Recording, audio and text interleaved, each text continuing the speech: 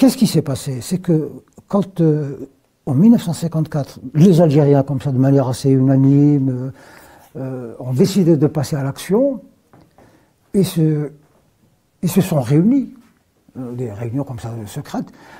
On va faire la guerre à la France au nom de quoi? Ben, certains ont dit au nom de l'islam. Nous, l'État... c'est la question que j'allais vous poser. Voilà. Au nom de l'Algérie, qui était fictive un peu à ce moment-là, parce que l'Algérie n'existait pas avant la colonisation française. Il y avait des petits bouts de... Des tribus, c'était et qui quelquefois n'avaient pas la même langue en plus. Il n'y avait pas vraiment... Rien de commun, souvent, rien de commun. Et peu de routes. Et des ennemis héréditaires. Souvent. Oui, qui se faisaient la guerre entre elles. Entre Arabes et Kabyles, par exemple. Et pas de route, entre Arabes et Kabyles, par exemple, mais même à plus petite échelle, je crois. Absolument. Et peu de routes. Par exemple, pour aller d'Alger à Oran, il fallait prendre le bateau. Il n'y avait pas de route pendant très longtemps. Ah oui, oui. Donc il n'y avait pas de pays à proprement parler. Donc la question est de savoir si ce soulèvement est, comme on l'a cru longtemps, uniquement un soulèvement de type nationaliste, comme si existait auparavant une nation algérienne, très fictif. Voilà. Ou déjà... au nom de Dieu, au nom d'Allah, au nom de l'islam. Déjà. Exactement, c'est vrai. Non, là, vous avez parfaitement résumé le problème, c'est ça. C'est qu'on se bat au nom contre qui d'abord? Et au nom de quoi? Alors, certains disaient, on se bat au nom de l'islam.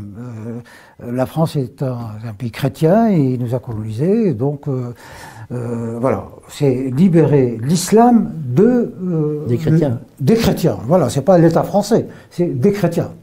On n'avait pas vu, nous, qu'il y avait une guerre religieuse. Voilà, absolument. C'est des questions que j'ignorais totalement. Et puis d'autres qui, pour des tas de raisons, parce qu'ils étaient plus évolués, ils ont été ouvriers en France, ils ont même fait des études, certains même étaient médecins, ingénieurs et tout ça. Ils voulaient se battre au nom de catégories nouvelles. On se bat pour libérer un territoire, donc notre territoire, notre terre, et construire un État. Déjà, on disait l'État algérien, alors qu'il n'a jamais existé.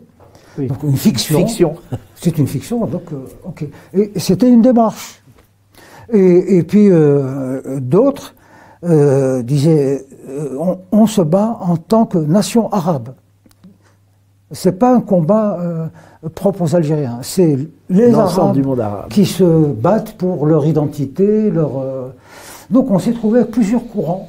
Il y avait un peu une revanche, en réalité. Et qui se sont affrontés. Les gens pensent que les Algériens ont fait la guerre à 100% à la France. En fait, ils n'ont fait la guerre, les Algériens n'ont fait la guerre à la France qu'à 20%. Les 80%, c'était entre eux.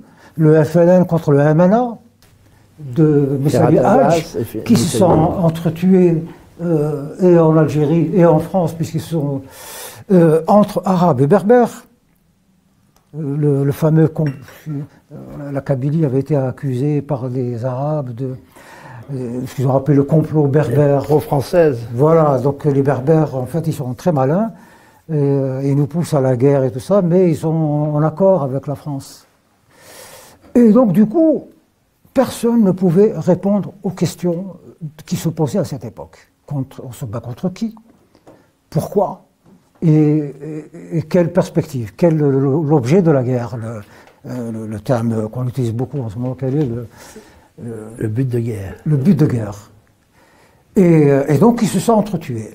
Bon, ils ont, à un moment donné, la nécessité faisant loi, ils disent, bon, taisons nos différends et organisons-nous en front.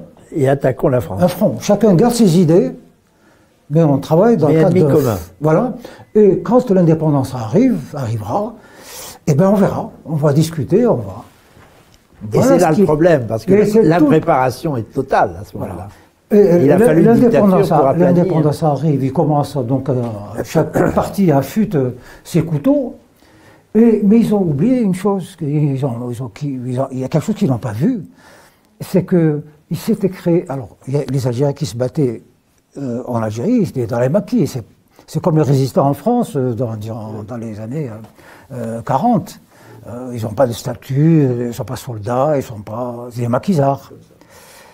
Et qui reçoivent des orientations politiques venant du cœur, de trucs, etc. Mais c'est qu'il s'était créé quand même une véritable armée, l'armée de libération nationale, stationnée au Maroc, dont le patron était Boumedienne. Et lui, c'est un militaire. Donc il a créé une véritable armée de 10 000 ou 15 000 hommes, bien équipés, fournis par les Yougoslaves, les Russes, ils avaient des camions. Les Russes, beaucoup. Les Soviétiques. Voilà. Avec une école, et ils ont formé leurs officiers, il a formé ses officiers un peu partout. Donc une véritable armée moderne. Et à l'indépendance, il a coiffé tout le monde. Pendant que les islamistes disaient, bon, voilà ce qu'on va faire, on va relancer la construction des églises, des mosquées, on va reprendre l'enseignement, mais quel islam, c'est la discussion entre eux. Les Arabes disaient, ah, il faut commencer tout de suite l'arabisation, parce que voilà, la langue, c'est l'identité. Les Berbères disaient, mais pas du tout, nous, on a 4000 ans d'histoire, ce pays nous appartient. Oui, il fallait une dictature pour aplanir toutes ces Exactement. Et Boumedienne, du coup, ces gens-là, faute de pouvoir s'entendre, ont offert l'Algérie sur un plateau d'argent à Boumedienne, qui avait 15 000 hommes, des camions, des trucs. Et le 5 juillet, il prend la route, convoi. 1962. Oui. L'indépendance venait d'être officiellement proclamée. Ils prennent leurs camions, je sais pas, 2000 camions chargés de soldats avec leurs trucs, tout ça. Alger. En fin de journée, ils arrivent à Alger, et ils montent au siège du gouvernement, et ils s'installent. Et ils installent Ben Bella, qui était un footballeur à Marseille, qui n'a jamais tiré une balle, qui était, on va dire, presque un voyou sur les bords. Hein. C'était un footballeur, bon, aussi un petit trafiquant. Oui. Oui.